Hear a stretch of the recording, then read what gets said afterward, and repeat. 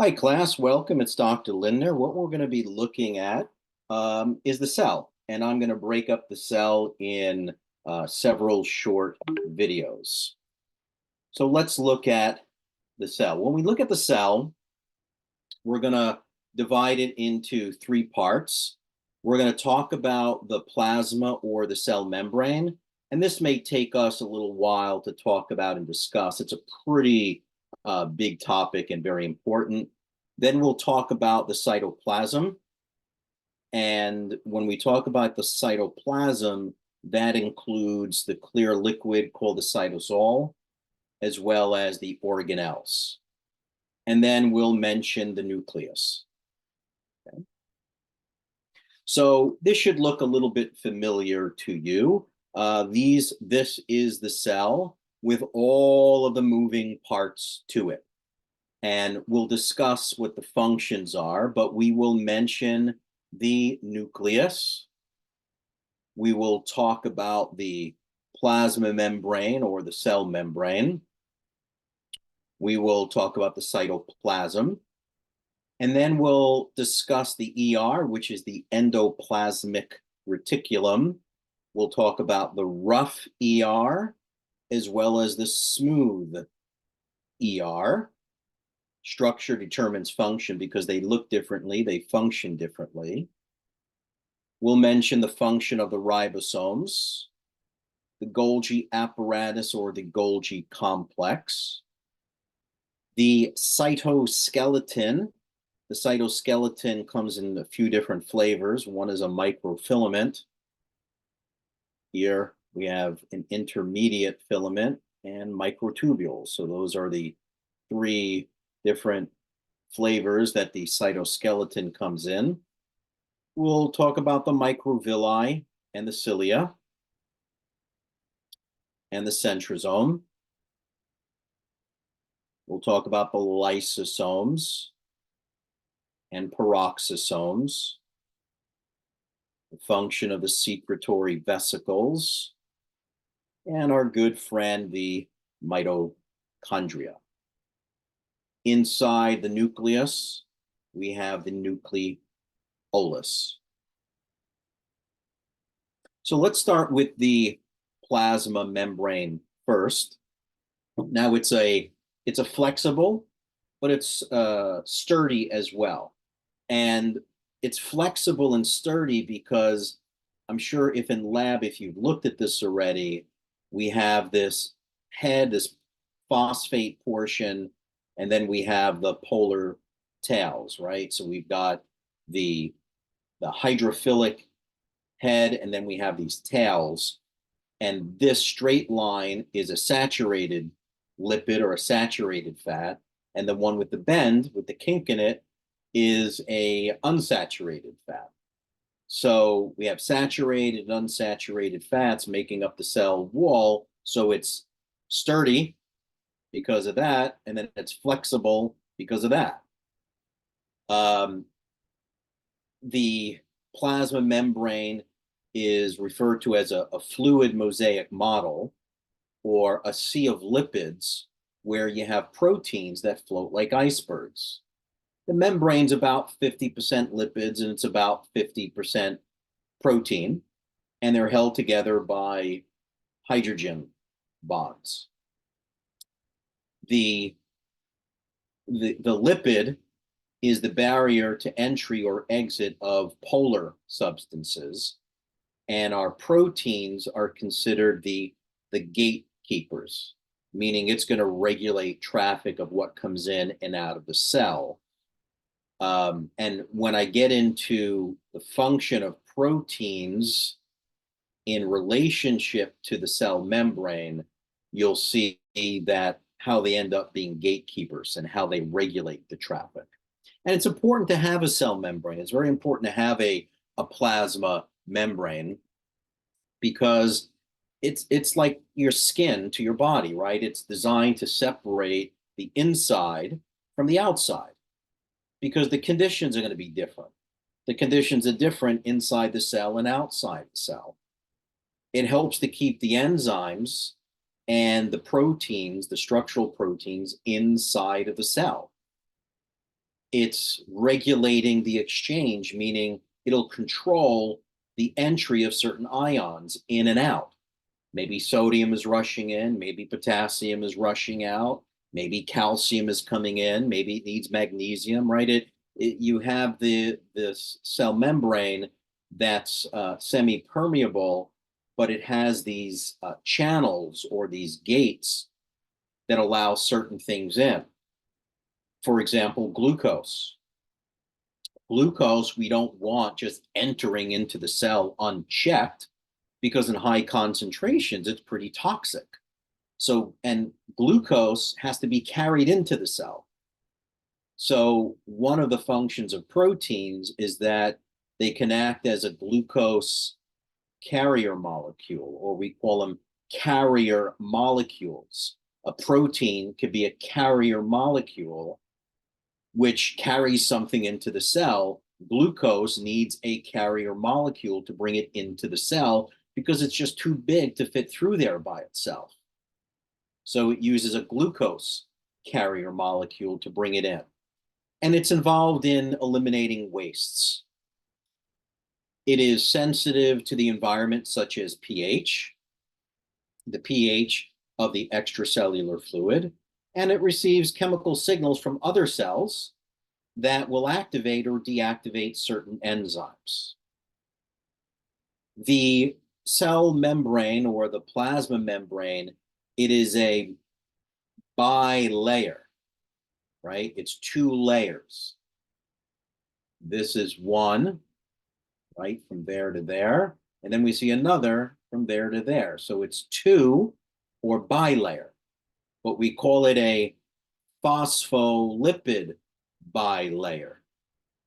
Phospholipid, because it has a polar head. Those are the circles, the spheres, and those are hydrophilic. Hydro is water. Philic means liking, hydrophilic. And then the fatty acids, the fats over here, those are hydrophobic, right? Phobic is the fear of.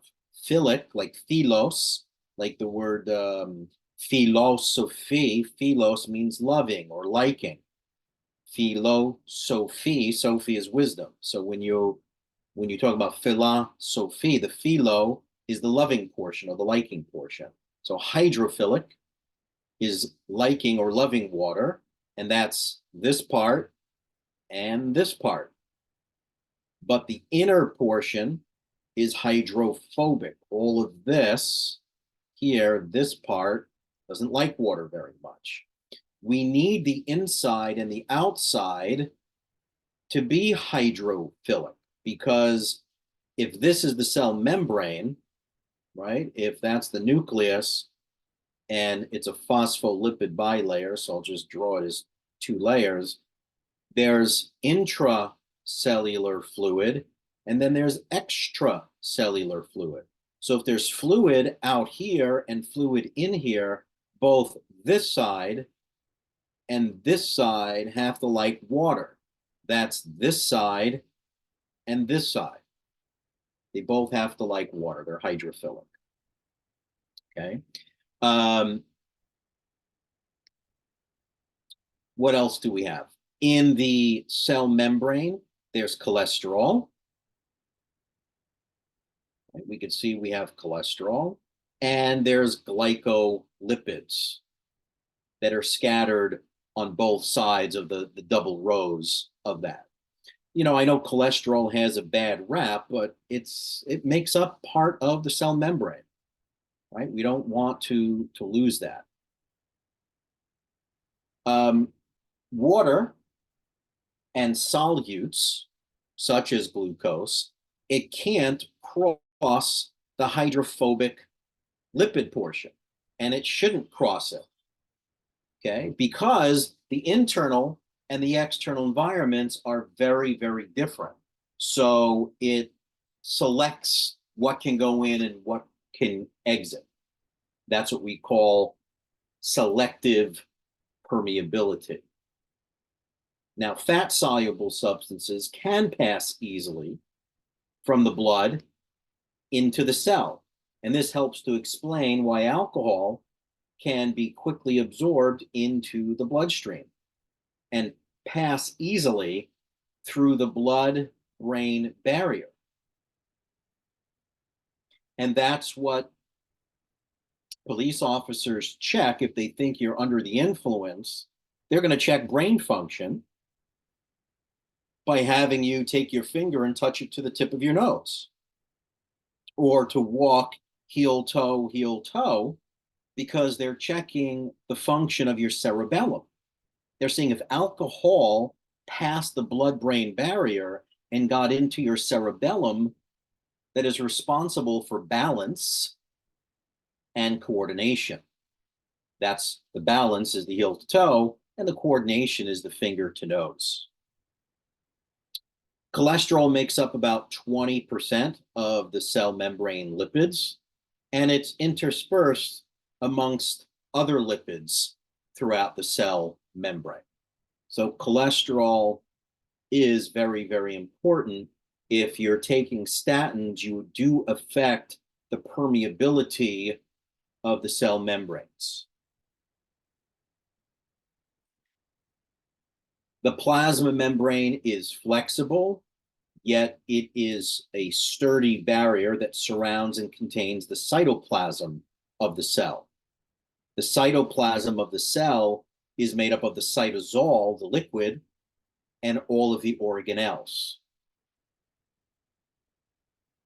Now, in terms of proteins, there are two types of proteins. One's called integral, and the other is peripheral. Now, integral proteins, you could see it looks like they're crossing entirely through, at least into the cell membrane, right? It's passing in this particular instance, it's passing through both sides. In this one, it's passing through both sides as well as this. So those are called integral or transmembrane because it's going trans, it's going right through it. The peripheral proteins, these peripheral proteins just hang along the outside. They just hang around the outside of the cell wall. They do not pass into it. Now, the functions of the proteins are very, very important. If you look off to the right, we got 1, 2, 3, 4, 5, 6 different functions of the proteins. And remember, they make up 50% at least of the cell membrane. So one of them is that they make up channels, an ion channel. Now, these channels, they form like a pore, which a specific ion can flow to get across. So maybe it's a calcium channel. Maybe it's a sodium channel. And certain nutraceuticals, certain pharmaceuticals can influence, either upregulate or downregulate these channels, right? Certain medications, they may be called a calcium channel blocker, a sodium channel blocker. So ions have specific channels. Sodium can only go through a sodium channel. Potassium's got to go through its channel. Now, carrier proteins, they transport a specific substance across the membrane by undergoing a change of shape. So one of the examples I gave you for this was glucose. Glucose is too big to cross through. It weighs too much.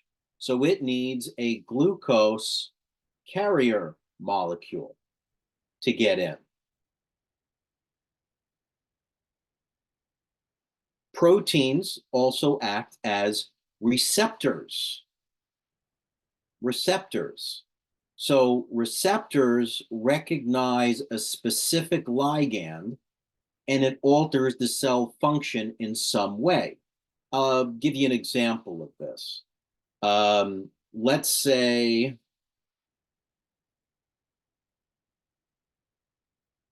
we have the thyroid gland. Let's say this is the thyroid. The thyroid is going to have a receptor on it. And this receptor may be specific for thyroid stimulating hormone.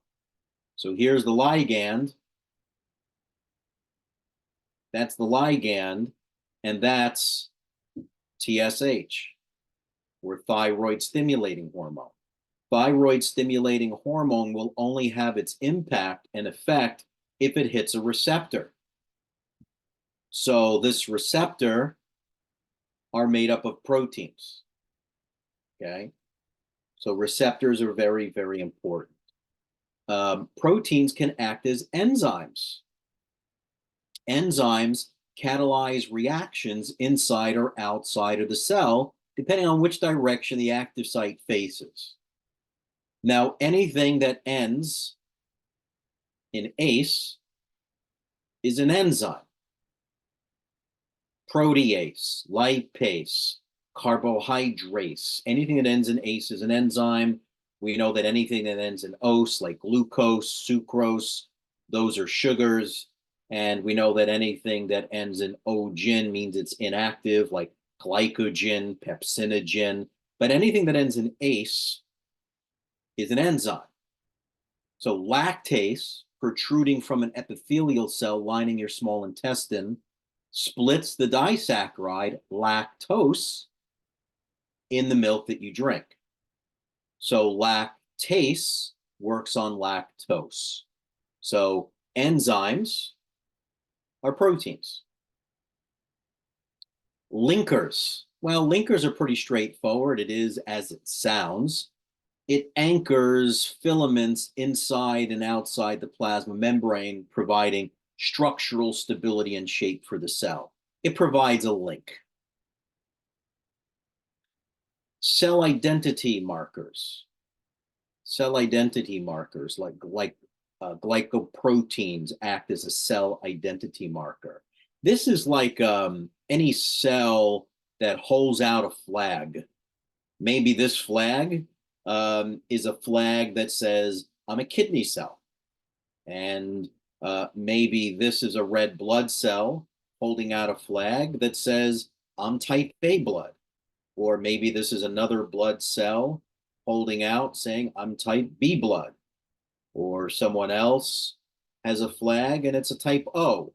Or someone else has an AB. So the cell identity marker is like holding out a flag that identifies what type of cell that it is. And an important class of these markers, these cell identity markers, are what's called the major histocompatibility protein, or the MHC. Major histocompatibility protein. I mean, if you break down the word, it tells you. Histo, like histology. When cells come together, they make tissues.